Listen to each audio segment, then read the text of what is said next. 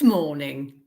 Some of you might, like me, be old enough to remember the divisive system that used to pertain to education, which was the 11 plus. So basically, when one was 11, one had to do an exam, and on the basis of this exam, one either went to a secondary modern school, which was seen in some ways as being an educational failure, or to a grammar school, which was for those who allegedly had passed the 11 plus and were so-called brighter. And if you were actually at the top of the heap, you went to a high school. So during the 1970s in Oxford, which is where I was dragged up, there were multiple schools. There were the two main grammar schools for girls. There was Cheney, which was in Headington, and Milham Ford, which was also in Headington. I don't know quite why I should have just said them both together and said which were in Headington. There was also Oxford High School for girls, which was for those who, if you like, passed the 11 plus right at the very, very top, which I didn't. Thinking back, yes, there were some very positive things about the grammar school system, but there were an awful lot of negatives as well. And so what reminded me, actually, because I hadn't thought of this for years, was I was remembering a young man I went to university with, who I think was only there for 1 year. I won't name him because that would be invidious. Although I had a hell of a crush on him, which I didn't know many boys back then. I was 18. I was very, very shy and retiring, and yeah. But one of his sisters, and again, I won't name her because that would be unfair.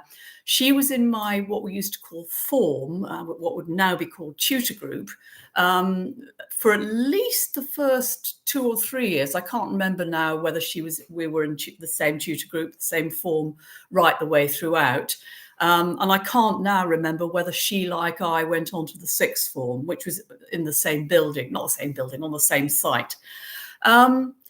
But it reminded me, just thinking about all of this, reminded me of so much that was wonderful, but also that I absolutely hated about being at an all-girls school.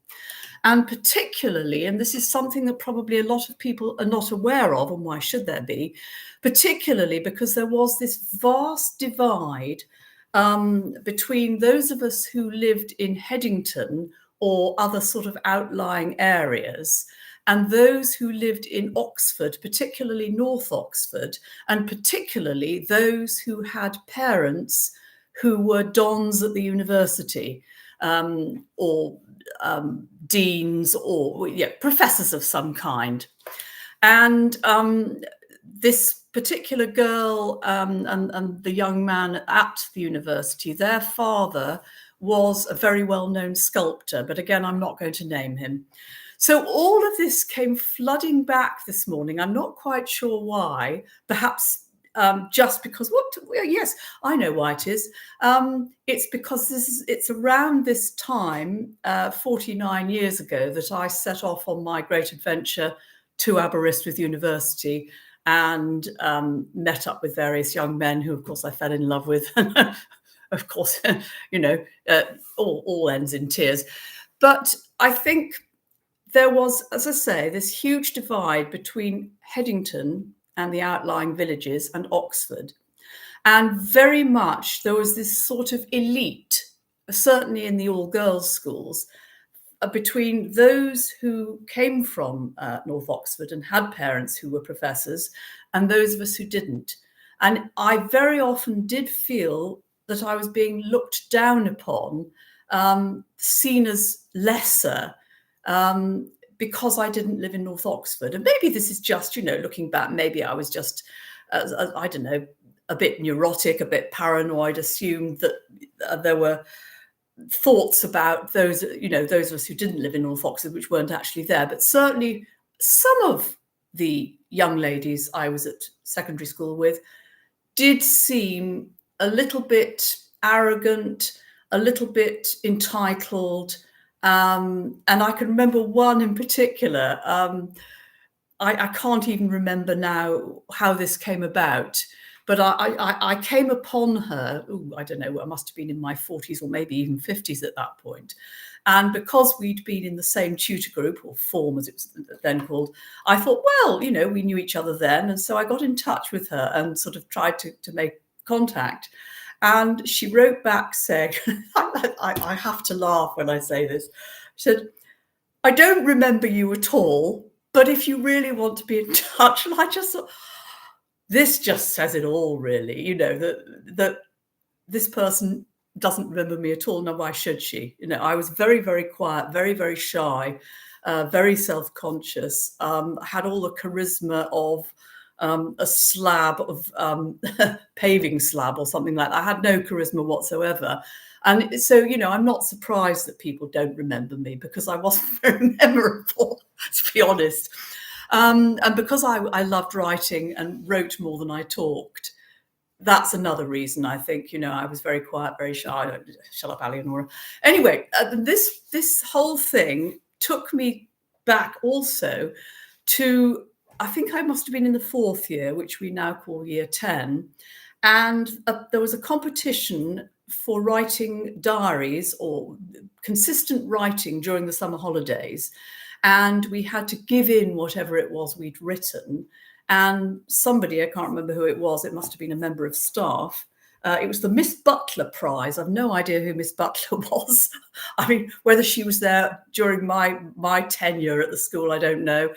She's probably long dead anyway, but there was this yearly prize called the Miss Butler Prize. So I put in 5 of my diaries. They were very thin diaries in those days. And they included a diary pertaining to my bronze Duke of Edinburgh expedition. I only got as far, I didn't get as far as gold, I did bronze and silver. And to my absolute amazement, I won the prize for an independent survey. And I chose as my prize Handel's The Messiah, as in the book. So here we have Handel, The Messiah, Milham Ford School Oxford Prize, an independent survey, Miss Butler, Eleonora Browning, 4E, November 1972, and signed by our headmistress, Miss Laws, or Winnie, as some of us called her. And so all of this, you know, as I say, I Googled the father of a friend and also of a guy I once fancied.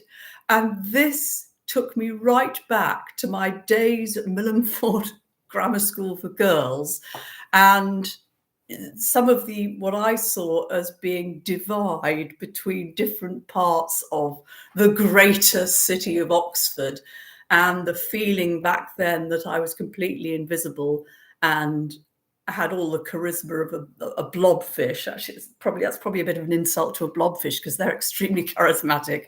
And yeah, but the last thing I'm going to say is this. So after doing all of this and looking up on Google at these particular people, some of whom I found, I then, as you do, Googled myself. I mean, how self-absorbed can you get? And I wasn't expecting anything to come up, but immediately there came up two of my old blogs, which of course I have not been able to get back onto because I have no technological skills and I locked myself out. A mention of a film I was in called The Immortal, which I did with Shadow of the Tor, a wonderful drama company I was with in Glastonbury. Mentions of my books, various of my books, you know, so and various pictures of Eleonora on YouTube and on old Facebook pages. And I just thought, why do I think I'm invisible? Why have I still got this feeling that I'm this little nobody in a very posh, as I thought of it then, grammar school for girls? And I saw myself as this person that was not as bright as other people and certainly not as talented, lived in the wrong area, was very self-conscious, and had, slug-like charisma.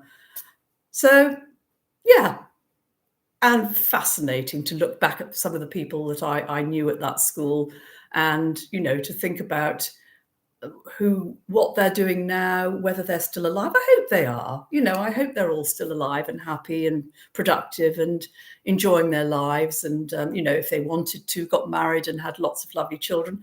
I don't wish them any ill will at all. That I didn't fit in that school, really. I fitted in much better at university. Okay, that's enough of Alienora mauldering on about the past now. So, bye.